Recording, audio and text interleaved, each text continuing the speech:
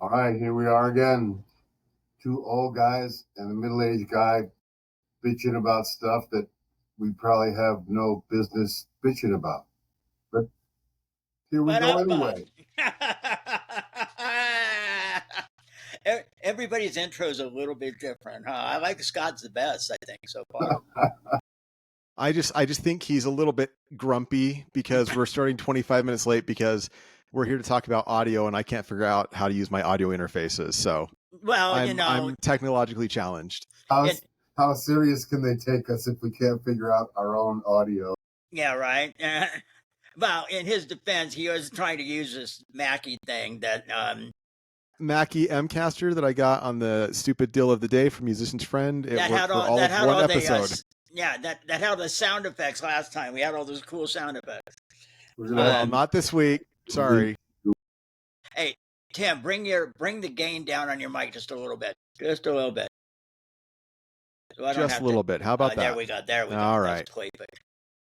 Okay, so how y'all doing? What's going on? Life is, I woke up. It's a good day. That's right, man. Any day on the green side of the grass is a good Man, day. when you get to a certain age, that's what I'm saying. That's right. To answer that question, I don't worry about that yet, but death's a little way off for me. But you don't have enough white hair yet.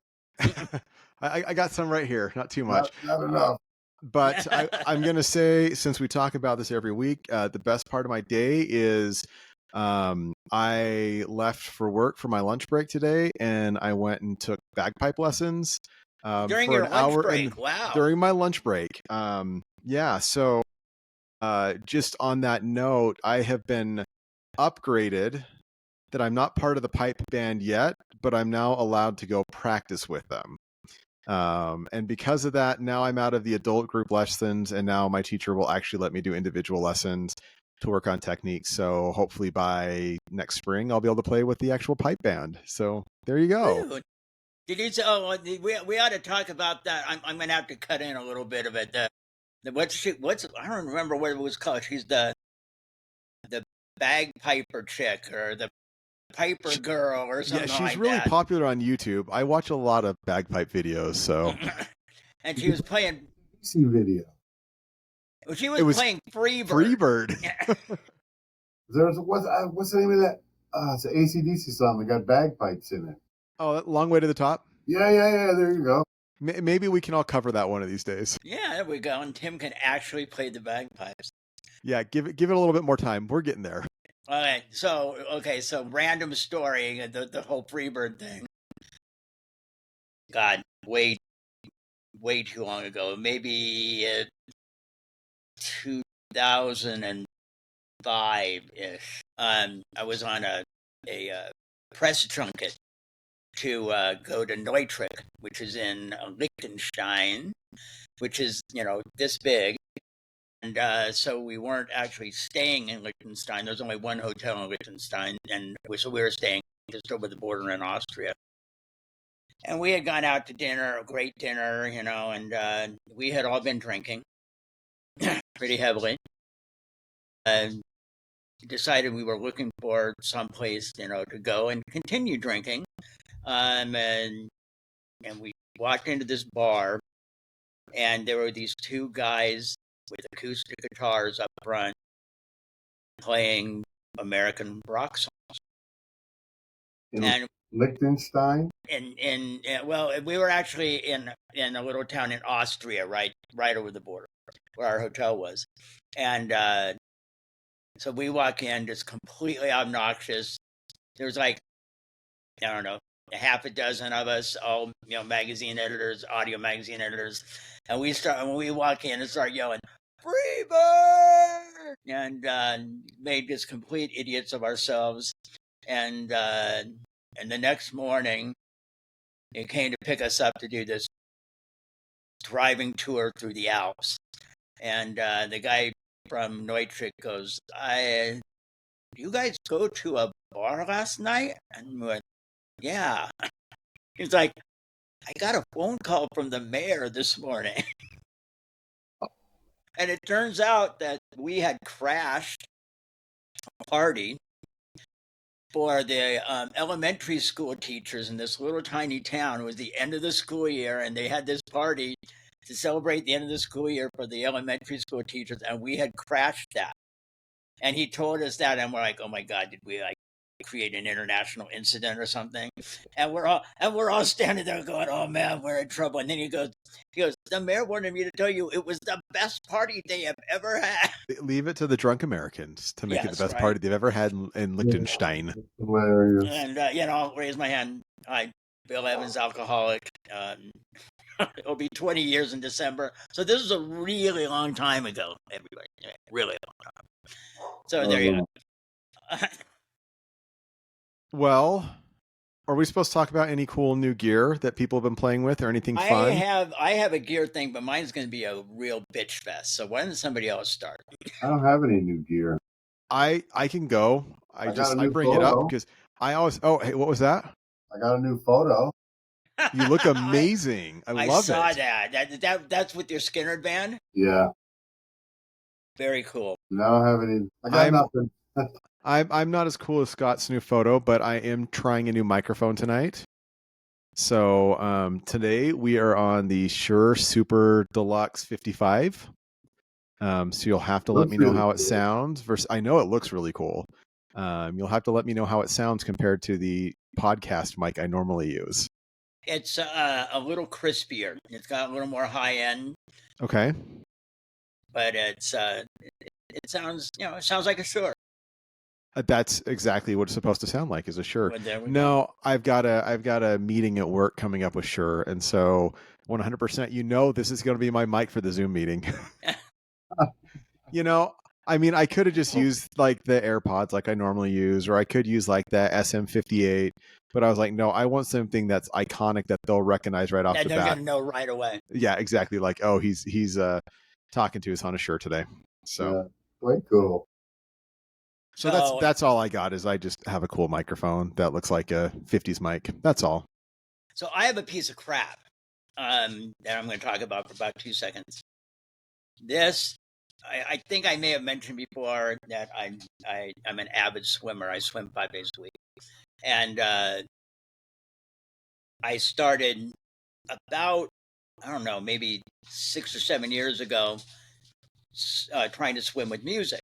And I had for a few times, I had these, remember the iPod Nano? It was like a little like postage stamp size thing. And there's this little company in Oregon called Underwater Audio that was waterproofing those. I mean, and by waterproofing, I mean opening it up and filling the entire thing with resin. So it's a solid block.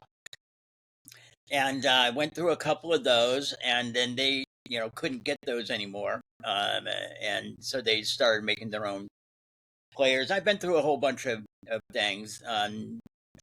Mostly I use these bone conduction headphones that are like an MP3 player, and they've got a bunch of stuff. But in December of last year, I bought this. This is called a Delphin player. I don't even see it. It looks almost like the size of maybe an oversized Apple Watch. I would say it looks like about an iPad or an iPod Mini size. Yeah, like the micro right. It's ones. about the same as that old iPod Nano, and it's an Android music player. That's all it is. And that was in December. This one is dead. I'm returning it. This will be the third time I have returned it since December. So anybody out there, do not buy the Delphin. No, so when Bluetooth and water will only go 2 inches. So it's got a clip on the back, and you actually clip it to your goggles. So the headphones I use are these right here, and they kind of just go over. You can't. Yeah, and I put a cap over them. But honestly, I wear the cap because these sound better with a cap on. Because if you press them up really hard against your head, they just sound better. So so this is the control module with the switches, and it goes on. This goes on my goggles right next to it, so it's like literally right here. and it doesn't lose connection. But all that stuff is under rubber. it's under my rubber cap, yeah. Well, the headphones are. This is on the goggles outside. So anyway, it's a great idea. It's music related because it's a music player. It's an Android device, and maybe that's why it's such a piece of crap. Why don't you just put it on the side of the pool? You can't, because Bluetooth won't go that far. But you're like right next to the pool. It's not like you're swimming across the ocean. 2 inches. Bluetooth will go 2 inches when Like you're under the water. When you're under the water. Yeah. If I was above water all the time, then it'll go. Yeah. But every time you go under even 2 or 3 inches, it'll cut out. So there you go. That's what I got. Well, this is not a worthwhile contribution to anything, but for anybody who's watching the video, you'll notice occasionally I'm taking a drink of my Coke Zero here. And I am having the hardest time because I have pebble ice in there, and I love to take a sip and crunch it. And I have to keep reminding myself, if I do that, it's going to crunch in your ears. But this is, since Bill just told you about a product he hates, this is my endorsement for the Whirlpool Opal countertop pebble ice maker. I love it. Life-changing. That's all. It has nothing to do with music, and I'm trying not to crunch in your ears, but there you go. I haven't had a Coke since March. Wow. I haven't had one since right now. It's like my 4th or 5th today. Gave up soda. Do you give That's up why caffeine Scott or has a just sad soda? life when he gets up in the morning. Drag not having a Coke. I didn't give up caffeine. I still drink coffee, but I haven't had any soda. I mean, soda is like drugs to me. I'll drink any kind. I don't care. Coke, root beer, Sprite, Pepsi, whatever. Yeah. Oh, soda. I don't drink soda either. I haven't in a long time, but I drink about 24 ounces of cold brew coffee every day. These. So it's not like I'm not getting caffeine. Well, I was going to say soda is totally like a drug for me, because every time I go by the Maverick gas station here in Utah, I'm like, oh, I could drink another Diet Mountain Dew. And then it'll be like the 4th 44 ounce for the day. And, my eyes twitching and I'm getting jittery, but I'm like, hey, why not? And I go there so much, they know me by name. I actually went there. This is a true story. I was at the self-checkout and somebody was struggling with it and they were really busy. And the manager was like, hey, Tim, can you help that customer? So I just reached over and helped the lady next to me on the self-checkout. So yes, it's like, where everybody knows your name, but it's not a bar. It's just a convenience store that has Diet Mountain Dew by my house.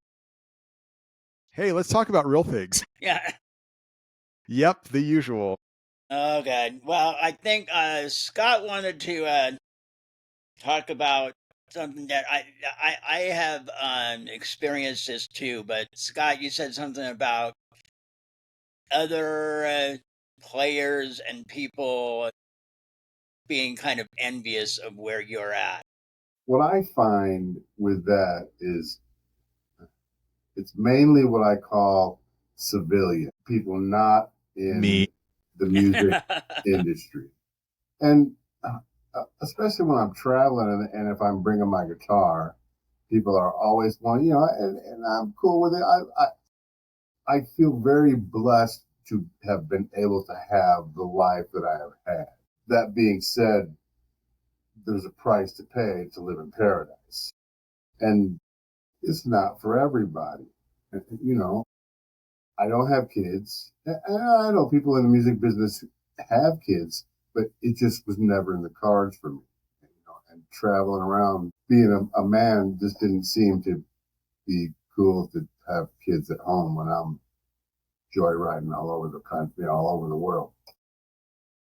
There was a long time where, I didn't have a house. I lived in an apartment. And at one point in a station wagon with all my gear and all my stuff. So a lot of times when I'm traveling, people say, oh, wow, this is such a great life. And it's so great that you get to do what you love. And I do love playing music. It gets to a point where you can't go and do anything else. It's like, a dude told me, it's like being in the mafia. Once you are in, and I mean like in, this is your job. You work This is it. No one's giving you a day gig. You're in the mafia. You got to make it work. And it's a sales gig. And if you don't wake up and make sales calls, you don't make money. And a lot of the stereotypes are true. The lines that they say, the phone doesn't ring, you have to call. And the phone doesn't ring. Nobody gives a crap if I got, you know, 10 bases and a big long beard, and they don't care, man. So what? I Everybody care, else, Scott. I care. I love you. But so when people always say, "Oh man, I'm so envious, and I wish I wish I could be like you, and I wish I could do what you do," I always look at them and say, "Man, I mean, I kind of wish I had a house and a dog and some kids, and went to PTA meetings and preschool, and I mean, on the other side, it always looks good." My mom always would say, "The grass always looks greener on the other side of the fence. Somebody's still got to mow the lawn." So while my life looks great to a lot of other people, when I was a kid, I always wanted to work at IBM, wear wingtip shoes, wear a tie to work, drive a BMW, have a house in what they called the stair track, and be like all those other people. But it wasn't in the cars, man. This is in the cars. I guess So that's it's my whole thing is people. A lot of times people are envious, but there's a price to pay to live in paradise.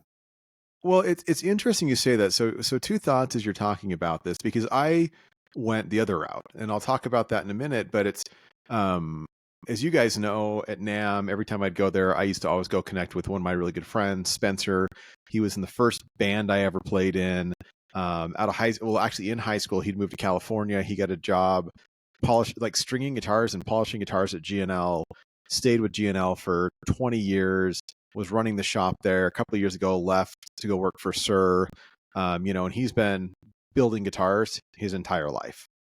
That has been his career, and so he and I have talked about this quite a bit. And what he always tells me is, he's like, I mean, it sounds really cool, but when all you do is look at guitars all day and tune up guitars all day and QA guitars all day, you get home and you look at your guitars and you're like, yeah, I just want to go watch baseball. Like, he says it kind of, for him, is almost taken like a lot of the fun out of it. Now, he recently started a 90s cover band with a bunch of his friends from high school and has been gigging a lot in California. And he said he's kind of found the love for it again. But he said there was a long period where he'd get home and he wouldn't touch anything. And it's kind of interesting because, my dad, he used to always tell me, never make your hobby your career or you'll learn to hate your hobby. And the way he learned that is, my dad was very into the outdoors. And so when I was a little kid, we moved out to Iowa, and my dad worked for the Berkeley Fishing Company. And quickly, fishing stopped being his relaxing time and became his stressors. So going back to that, it's interesting you say this, Scott, because, I had a really interesting decision I had to make. Actually, my 19th anniversary was this past weekend. So, 20 years ago, I had this interesting decision, which was I'd graduated college. I had a job offer. I was already working in a studio, and I had a job to go work full time running live sound. It was like more production live sound. And I had a job offer from an ad agency because it's a whole story, but terrible car dealership radio spots that I recorded in the studio convinced me to take advertising classes. So I actually graduated with degrees in advertising and also sound engineering. I went both routes.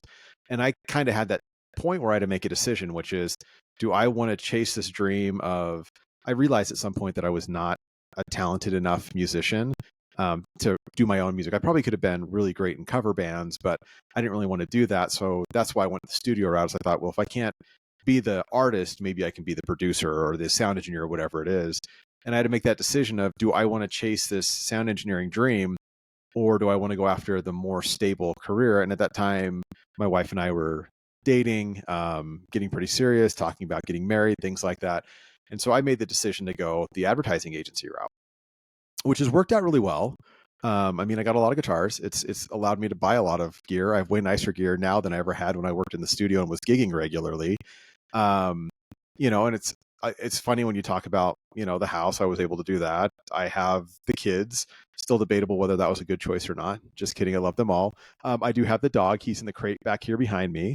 But at the same time, I do think that there are, and I do have to say, like, a sound engineering background has worked out amazing in the advertising industry, because I can go into a studio if we're doing radio spots, or, now like for streaming audio for Spotify or whatever. But I understand what they're doing. And so I can have intelligent conversations with the engineers.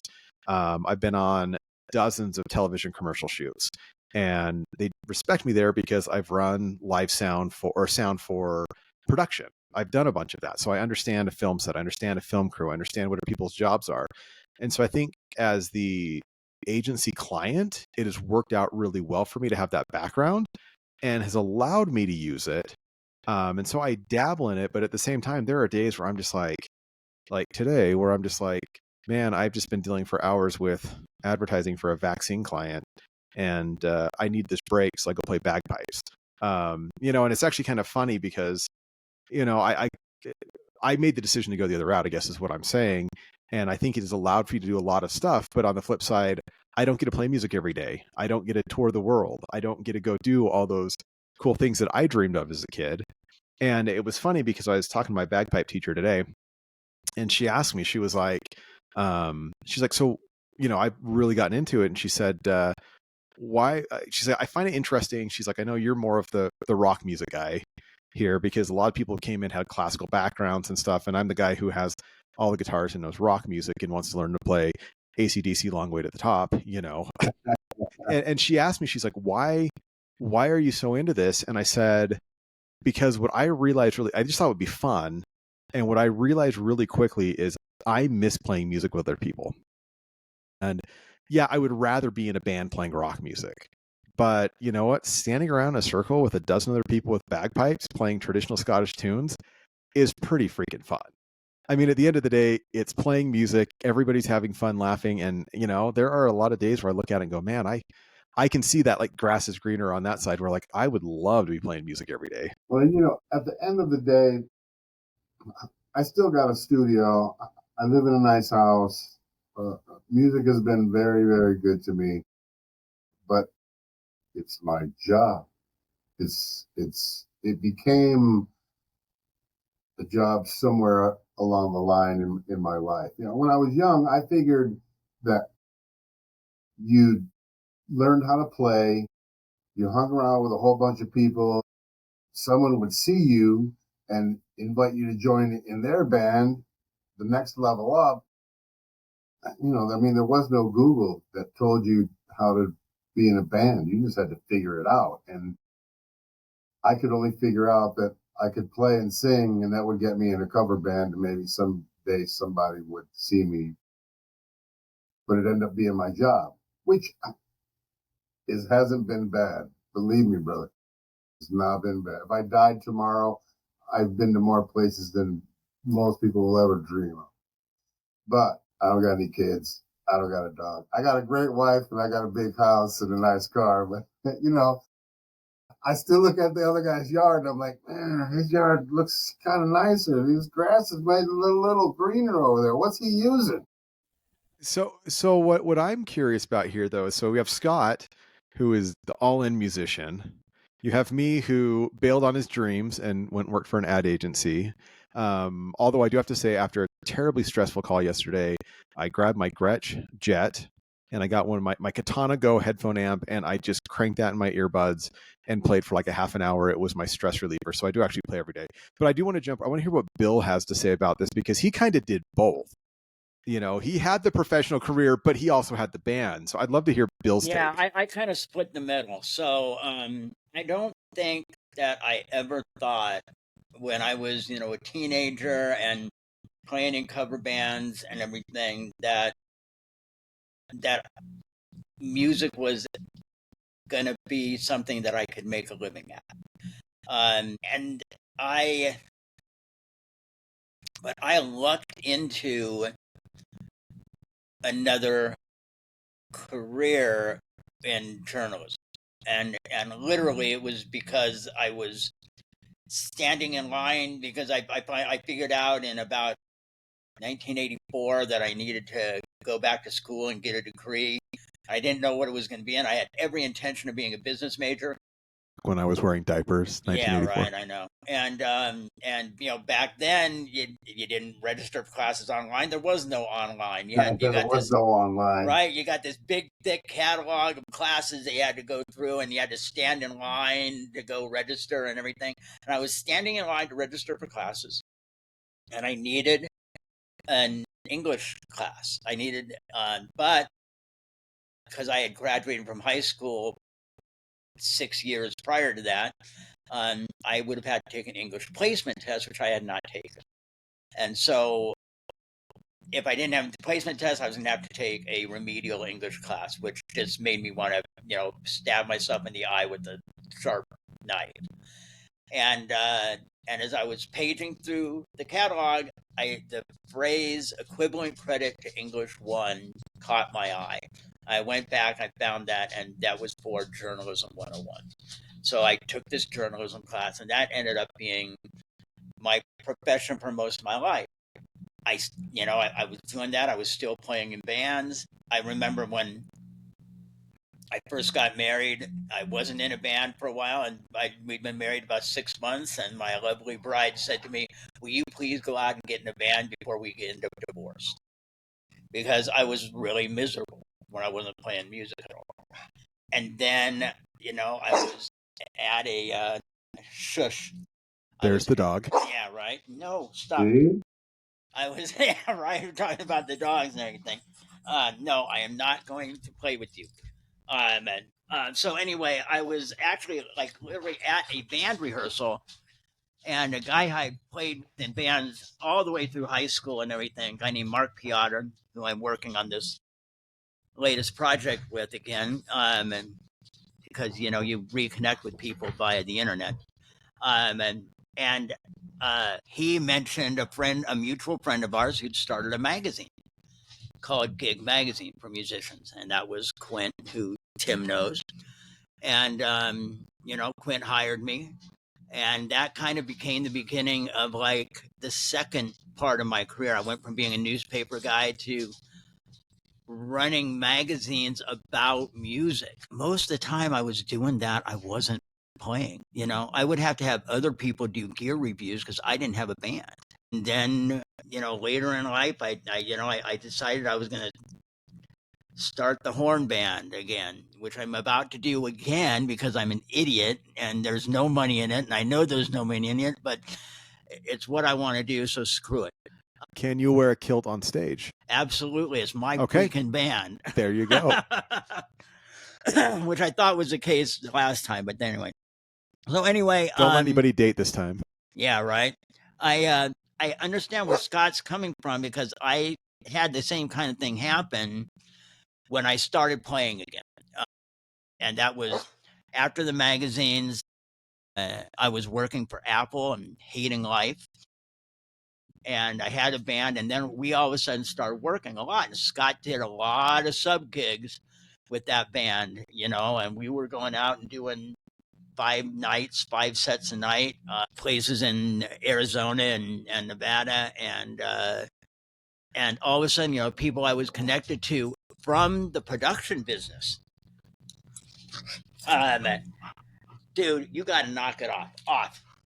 And from the production business, they would, everybody's cracking up. For those of you who are listening, all 2 of you, and not watching this, Bill is wrestling with his dog on camera. Mine is well behaved, taking a nap. Well, because And of course, and by the way, this is the small one. This is the 55-pound pit bull, not the 90-pound pit bull. It's not too late to join the club, Scott. Yeah, I was in the Great Dane Club for a minute, and you can't travel when you got Great Danes. So. Yeah, right? And, he's got a torn up blanket that he wants me to play tug of war with him, and so there you go. So anyway, but when I started playing again, I really noticed the same kind of thing Scott's talking about with the kind of envy thing, but it was people who were in the sound and lighting industry and going, "Oh man, you're playing music. How cool is that?" And these are people I looked up to. No. I mean, because I guess people don't really look at it like it's a gig or it's a grind, but it's 5 hours of grinding it out, man. And playing songs that maybe you're not really into, but that's not the gig. The gig is to play what other people are into. So if you got to play them, then that's what it is. But, and I get it. People are, man, it's great that you're playing. And it is. It's It's great awesome, that and I we're had a playing great music. time. But But I mean, those 5 sets, 5 nights in a row, man, and I started doing that when I was in my 50s. This is something you're supposed to do when you're in your 20s. I No, started it when I was in my teens. yeah, and it was like it almost killed. I remember the first time I went out and did a 5 night, 5 set run, and it damn near killed me. I You don't know, remember the last time I did that. Yeah, and it's like and as we get older, none of us want to do that anymore. We're all like, yeah, I'm good for I'll like do two 90 nights in a minutes, row. And Scott has got a great situation because he's in like how many different tribute bands you in? 3 or 4? like 3, getting ready to start another one. But the most is like 2 hours long. Right. 90 minutes is the norm. And Yeah. So you guys are saying like 20 years from now, I won't want to play anymore. Is that what you're no, you saying? Yeah, Like, no, will. it's You'll not love that. to It's like play because as you I just. won't that hear was the. just an age jab, ageism here. I That know. was all Yeah. it was. Yeah. No, I was going to say, I think it's interesting, Bill, as you talk about your story. And it's interesting that you brought Quint up because, so I was in the studio, I stopped working in the studio, I went and worked for the ad agency, I went back to grad school, and, I had some guitars, but the band I was playing in, our lead singer got engaged and then stopped wanting to practice and play. And so we are kind of falling apart. Me and the drummer were trying to keep things going. And then I started dating Katie, and, it just I felt like that part of my life, like music kind of just was gone. Right. And so fast forward a couple of years and I'm in grad school, and Quint was one of my professors. He was actually my faculty advisor for my thesis. And he and I would just sit there and talk guitars, because at this point he was now in Joshua's Creek, and they had started doing some stuff, and he was playing quite a bit. And so he and I talked a lot about how he had gotten back into music, in his 40s as his kids were older and whatnot. And he was the one who was like, dude, you've got to do more with this. I'm going to introduce you to my friend Bill. You do the online marketing thing. He's working on this online magazine. I think you guys would connect. And it's kind of funny you say that because, when I started working with Bill and with Live to Play, through the connection with Quint, I was mostly helping with marketing type stuff. But after I'd done that for a little while, Bill was like, do you want to review some gear? And that was like the best thing that happened for me from a music standpoint, because suddenly it was forcing me to play again, which I kind of stopped doing for a couple of years. And it was forcing me to learn how to use gear again and all kinds of things like that. And a lot of the stuff that I stopped doing. And it's kind of the same thing where you talk about how your wife told you how to go be in a band. My wife was like, even though I was doing this on top of grad school, on top of a full-time job or whatever, she was like, this seems to be the only thing that you enjoy doing. Like everything else is just a grind. And then when it's like, okay, I got some pedals from TC Electronic that I need to go figure out and play around with and film a video, and, in the early days of YouTube or whatever, and do a demo, I would like spend hours on it. And it was like, that was my relaxing time. So I would say, even these conversations we have, like I have never stopped playing, like on a pretty regular basis. And quite frequent, or honestly, you've gotten me into bad habits now, because I always am buying gear. These are the 2 newest pedals that showed up this week.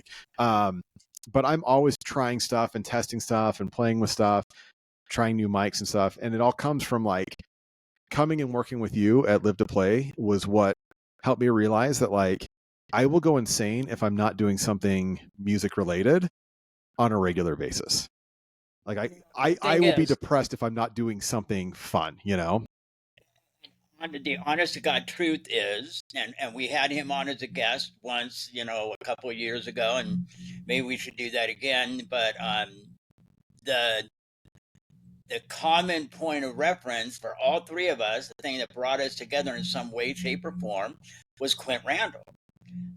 because Quint started a magazine called Gig, and I went to work for Gig, and That was the Bible for like yeah, and lots and lots of working dudes, for lots man. of working That musicians was a back then. that was actually like one of the first places you could actually get bona fide information.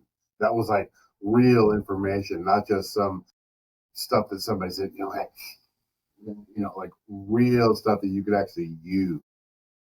Well, and Gig became front of house, became Live to Play. And there was a guy who did some gear reviews for us, named Dave Alessandri, back in the old Gig Miss Dave, magazine. I wonder where he is. Yeah, who knows? And Dave introduced me to Scott. And Scott was only interested in meeting me because of the Gig thing, because he's been a reader. And Did he ask you to sign his gig the he first time he did met you? not. He was No, like, I'm I've still got this copy of disappointed. Gig for bassist. Could you sign it? Dave told me I can't fanboy out. He goes, he's gonna come over to the house. We're gonna talk. You can't fanboy out. It's not too late to get that signature. So I didn't ask him for an autograph. I just looked and like, oh, that's the guy in the magazine. Well, there's two guys in the magazine. Holy cow, they're in my house.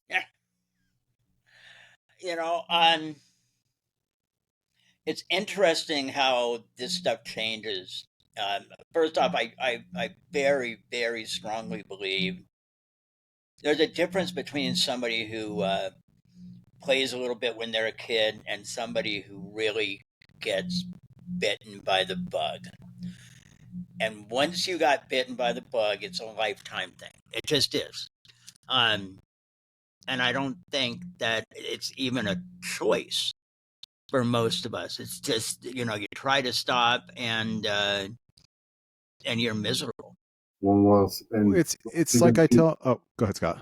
No, what's he going to do? I've had, jobs my entire life, the kind of jobs that musicians have where you didn't really have to commit all the way in case you got a gig or you got a tour or whatever. When I was a kid, I drank the Kool-Aid, man. I was in, and all the shiny stuff and toys and pedals and chords, and I was drunk. It's this is why I tell my kids, because both my older sons now both play guitar. One of them's more into like the recording, and the other one is just in like he's like me into the effects and modding things and whatnot. And I've told them, I said, there's really all of us picked up guitars for the same reason, which is we thought it would make us cool and we thought it would help us get girls. Absolutely, And 100%. we all realized didn't work, but it doesn't work. It didn't work. But what happens? One of two things happens: is you have the guys who realize it doesn't work, and they play for a little while and learn a couple of songs and whatever, and they're kind of done. And then you have the guys who fall in love with the instrument and they stop caring that it doesn't help them get girls. And that's what I think that's what happened with me is like we all go through that phase, but at some point something flips in your head and like the original motivation of why you're here and why you're doing this is irrelevant, and it's the instrument and what you're doing and playing and making music and learning how to play new things and writing things and doing that's what becomes fun, and you kind of stop caring about whether it makes you cool, whether it impresses other people, whatever, because you just fall in love with playing. I spent the last couple of days helping out a friend of ours, somebody that everybody here knows. I call her Blondie. It's Andrea Bensmiller, who's living in New York now. Left Las Vegas a couple of years ago, and she's finishing up her record. The bucket list. I'm going to get a record done. And I've been listening to tracks for her and making some suggestions, and she's getting to the point where she's doing vinyl mixes and everything. And Andrea is 50 or in her early 50s. And, I started writing on a whim, but on a dare actually, from a friend of mine. who was looking for stuff to produce and told me I should, write a couple songs that he could produce. And now, songwriting has become my thing. It's what I care about. Sometimes I wonder, it's like, if I had figured out that I'm actually not bad at this, 35 years ago, would things have been different? Probably not. How much information was available when we were kids in the 70s or even in the early 80s? I had no idea about any of this stuff. Well, and the thing is, and when we talk technology and everything, it's changed to such a ridiculous degree. I mean, back when we were doing cover bands and everything, and when probably Scott, when you were doing your first original bands, you had to count on a record company. You had to be discovered. You had, somebody had to come and give you permission to come do this, because there were huge barriers to entry, mostly money involved. Yeah.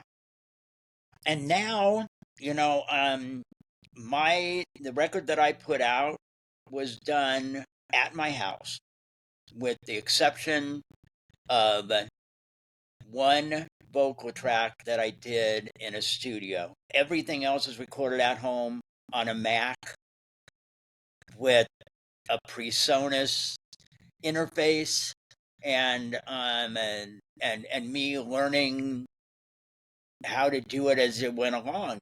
Now you get yourself a good computer, you get yourself an interface, a couple of good instruments and some good plugins, and go and do it, and you're off to the races. And there's a few services. I use TuneCore.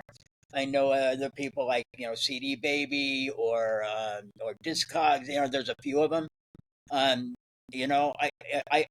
It costs me $50 a year, and I can release as much music as I want via TuneCore.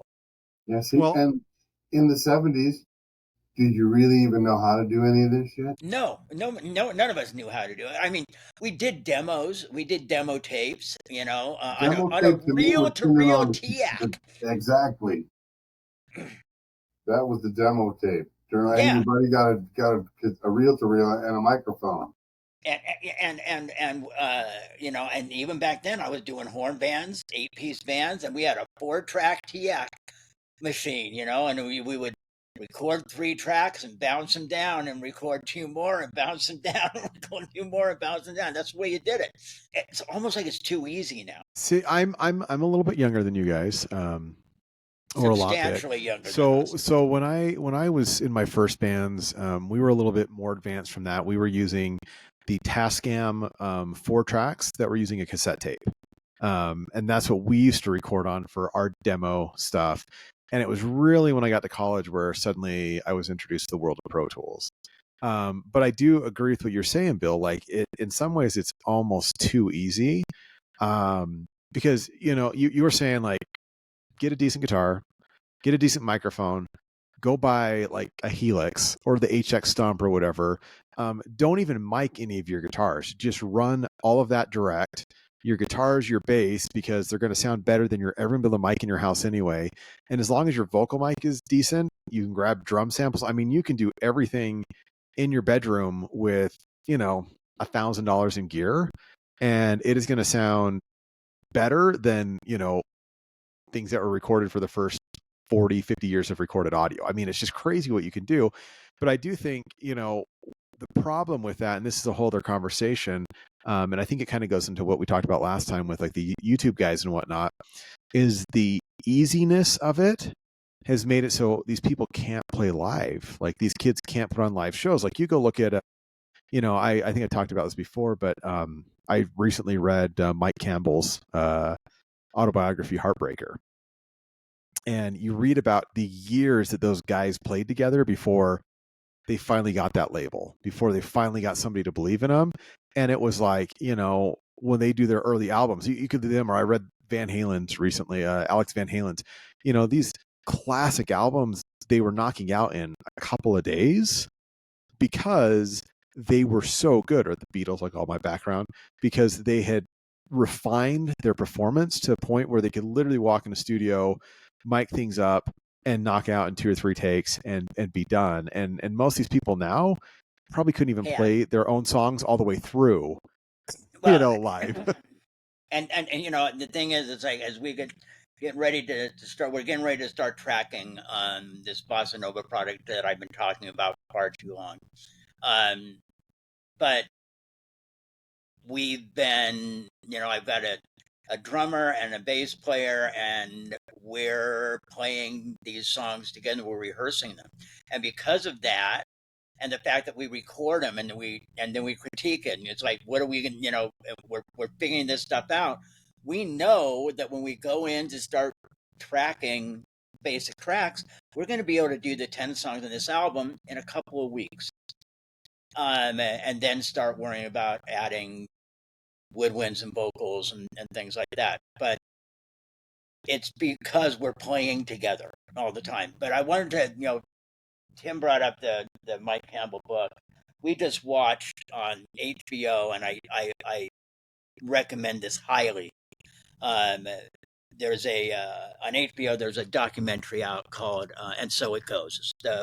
It's a Billy Joel thing, and you have to make a commitment to it. It's in 2 parts. Each part is 2.5 hours long. But and I know it's not hip like Billy Joel. He's an unbelievable songwriter, and all these other great songwriters are talking about him. And think Jackson Browne, Springsteen, and Sting, and people like that. And Sting said something about Billy is one of the last guys who can write that classically formatted pop song. Verse, chorus, middle 8, key change, coda. And I think part of this, Tim talks about not being able to play live. I don't think a lot of younger artists, and it drives me crazy about younger artists, is there's no structure to songs. They don't understand how this stuff fits together. I feel like I went to songwriting school for about 5 or 6 years. I was working for Apple. I was working overnight. I was on a computer typing to people all the time, and I listened to music for 6 or 8 hours a day. And I would go through everything that people who I thought were great songwriters had ever released. And you start to figure out that there's structured this stuff, it's can they play live? Yeah. But also, can they write a song? It's not just like, here's a riff and here's a couple of lyrics and that's a song. That's me, that bores the crap out. Well, and it's interesting.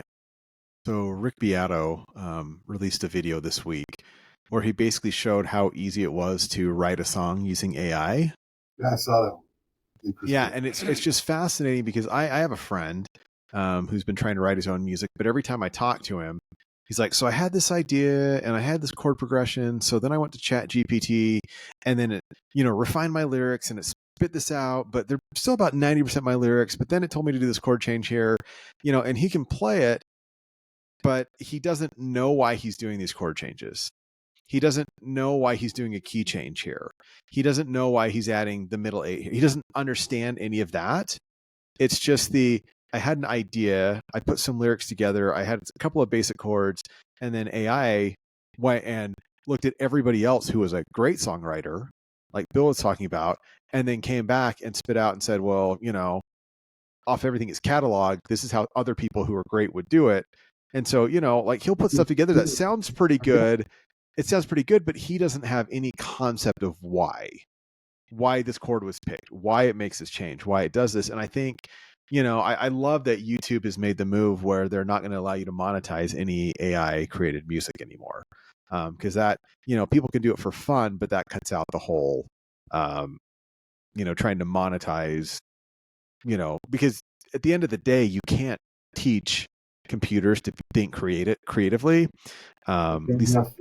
I don't think, because what they're doing is they're going and looking at what other people have done creatively and crawling that and trying to mimic creativity. But creativity comes from people coming up with new ways and unique ways of doing things. It's like playing with tracks. Tracks don't jam.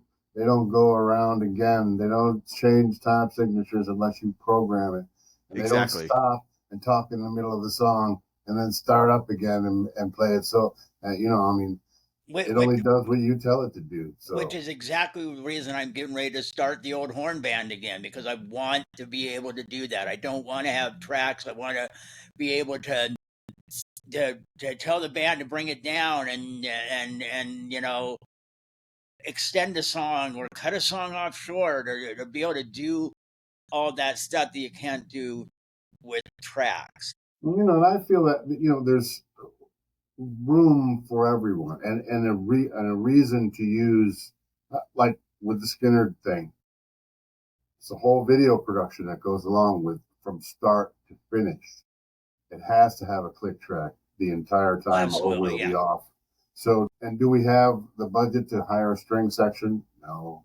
I mean, there's already 9 people in the group. We can't even hire another keyboard player to play strings or anything. So we have to have that stuff, but it has to be along with the video. So that you have to have. But we talked about this before. There's a difference between the show. You're playing in a that is very much a show band. Sure. And I'm looking to do something that's a little bit different. And I don't care if we make any money. It's just, this is because it's something that I like and that I want to do. But I don't like it when it's the meat and potatoes. When dudes show up, 2-3 guys, and everything is on. All the singing is on. All the other guitar. I mean, if you're gonna play along with the karaoke CD, well, just use a machine and stand up there and sing. You're not fooling anybody. I mean, I think I mentioned this last time. I did a gig with a band with tracks for the first time in a long time, and it was hard. It's not for me. It was really hard. And if everybody's not right on that track, you're just screwed. And sometimes everybody wasn't on the track. Sometimes I wasn't on the track. So I don't know. To me, and I totally get where Tim is coming from, and I think that he talked about creativity. You know what? I will tell you something.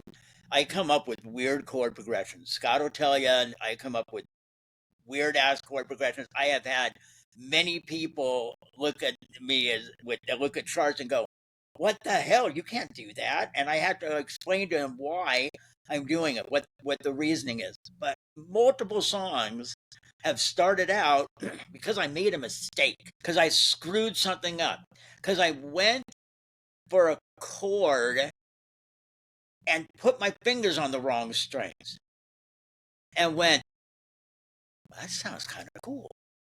What's that? That's what you call jazz. I'm just kidding. Yeah, but I think that's what the whole human element. I mean, I do strongly believe. I mean, I used what's it called, Sono or something like that, Suno or Sonu. I used that to help me finish a track for a song that I had already written, and I hadn't been able to put together a decent sounding track of it. It's a tool. Yeah. But if you're using it like the way Tim's talking about, well, I had this stuff and then I let it finish it for me, and you don't understand what it did, that means you can't do it again. It's like I tell my I just put a whole bunch of meat on the smoker last week. I mean, I did like 3 racks of ribs and a bunch of brats and for the first time in my life, a whole brisket. And I was scared to death, that I was going to screw it up. And here's a 13-pound hunk of meat, and it was going to be shoe leather. And I did research and I talked to people and I followed directions. And I remember saying to my wife a few times, when I get something right, I go, the big thing for me is when I'm able to say, and I know what I did. I know what I did. It's not just like, catching lightning in a jar. To me, music is the same way. If I don't know what I did and why I did it and why it came out that way, it means I can't recreate it. I can't do it again. So I mean, what, you have to depend on ChatGPT to do it for you forever? So ChatGPT is not going to tell you that don't fill up the spaces in the soul music and tell you why you're not supposed to fill up the spaces in soul music and why those spaces are there. You know. So I just wanted to ask Scott real quick. Scott, have you ever smoked a brisket? Absolutely. Okay, I was gonna say if he hadn't, then he made the wrong choice going after music because I smoked my first brisket for Mother's Day. So and and I told my wife, I was like, she said, I thought you were doing a brisket for Father's Day, and I was like, but I love you so much, I'm doing it for you. I did tri-tip on Father's Day. Both came out amazing. Oh well, Smoke some and ate some. I can't make my joke about Scott making the wrong choice because he couldn't get a smoker in his life, but apparently he can still, even with his gigging, and he can leave at home. Scott's a badass cook. Scott taught me how to reverse sear a steak. Is the only way I cook them anymore. Well, our next, I mean, we're probably about time, but I was gonna say our next episode, we should just talk about cooking meat the entire time. We'll have nothing to do with music. We'll just talk about like what is your favorite thing to throw in the smoker? What kind of wood do you like to use? I'm really a fan of pecan right now. That's all I got. I have an electric smoker, so it's a little bit different. Scott, really, dude? Come on. I have two. One of them's an electric pellet, and one of them's it works for me the though. real thing. I got two. It was like my entry into the smoker world, the electric smoker. But it's a nice one. I've smoked pork, beef, broth, chicken, everything in there, man. I haven't smoked a turkey in there yet. I've done a turkey. I have had the same smoker for 25, 27 years. A long time. Yeah, I had it before we moved to Vegas, and we've been in Vegas more than 20 years now. Well, I've done Thanksgiving for like the last 2 or 3 years, so I've done several turkeys. Yeah, I think we've totally evolved now though with Bill's smoking conversation. So yeah, I did. You know, and I brought it up just to say, it's about being able to say, I know what I did. I know what I did. That means I can do it again. I could smoke a brisket again. Your friend and it with would be good. ChatGPT doesn't know what he did. Music knowledge, any chord knowledge, any basic music knowledge, you're not going to be able to repeat it with any success. Well, it's funny. Larry Hall, who's producing this next record, and who's the guy who challenged me to start writing songs, he will call me up and he'll go, "Okay, I've got my first finger here, and I've got and then I got and what is that?" and I just that's it's kind of an A minor add 9, but you got the 9 on the bottom, so I call that an A minor over B. And you're like, oh, okay, great. When you've been playing as long as Bill, you get bored of the normal chords and you have to make up your own. I like colors and textures, man. We always need to have someone that we call for the information, like what's 145? I remember, and we can end with this. I was in a band in California, just been probably the late 80s, maybe up to 1990, with some folks from the original Gig magazine, a guy named Jim Love, who was the art director, played guitar, and Temple Ray, who was the assistant editor, was the singer, had a couple other guys, and we got a gig that we weren't expecting. It came up faster than we thought it was going to, and all of a sudden we had to learn about 15 new songs right away, to be able to do this gig. And so, me and the bass player, especially, who was a trained musician, we're like, okay, well, we do this, and we're talking like, okay, well, it's a 2-5-1, or it's this is a 1-4-5 and A, and then and poor Jim, who had no musical training at all, he had taught himself how to play guitar, and you could feel the tension going up in the room. And we were in this little tiny, like, they had built a room inside a garage with air gaps and everything so that you could play as loud as you wanted and the neighbors would never know. But it was like August in Southern California. It was like 1,000 degrees and no air conditioning in here, and we're in there for like 4 or 5 hours at a time. And finally at one point Jim just goes, "What the F is a 5? What are you talking about?" You know? But that Tim, that's your Chat GPT guy. Do you know what a 145 is? You know what a 251 is? That you understand what those things are and how it works? Or are you gonna let Chat GPT for you? Mind blowing the first time you got to figure that out, man. You know, it's the first time someone told me that it's 145. Like 10. I don't get it. You know, I had to call my buddy in Boston. He was going to Berkeley. I'm like, dude, this guy said he played a song and it's in 145 and it starts on the 5. And I'm like, all I could think of is I failed math in school. When did math come in? And he gave me the lesson, you know, about the whole numbers and clueless. But do kids know about that now? I mean, or do they just say, I know I got this and it sounds like this, make me a song. I don't even know what it is. Well, we know we must be coming to the end because now we're talking about kids these days. Well, which is I usually do, the one. I do have to Old say, people do it too. I do have to say, when it comes to kids, my oldest just passed the AP music theory class for the high school. So the college level music theory. He struggled all the way through it and could not figure it out because, you know, he is self-taught guitarist and everybody in there was a kid who'd taken band since like, you know, the 5th grade or whatever. But I actually got Rick Beato's book out, which is theory written for guitarists, and gave it to my son, and suddenly it clicked. And so, you know, I would say there are some who do care and some who do learn. You know, and I think it's so much better for them when they do understand what a 145 means. Absolutely. When they can sit down if they don't know and look at the circle of fifths and figure out really quick and be like, oh yeah, if I look at, okay, I know what I'm doing, you know, like. I think, how much easier would this have been if I would have known that when I was 15? But I don't want to know. I just wanted to play and look cool and get a girl. Which we have already come to the conclusion does not work. At least not on the long term. Hey, everybody here's happily married. It worked out in the end. It just wasn't the music that got any of us married. Right. It was not the music. Definitely not. All right, dudes. I think we're done. All right. Until next time. Good talking to you guys. Okay. And no Keep doggies playing. to say goodbye this time. Have a safe week. See ya. Bye-bye.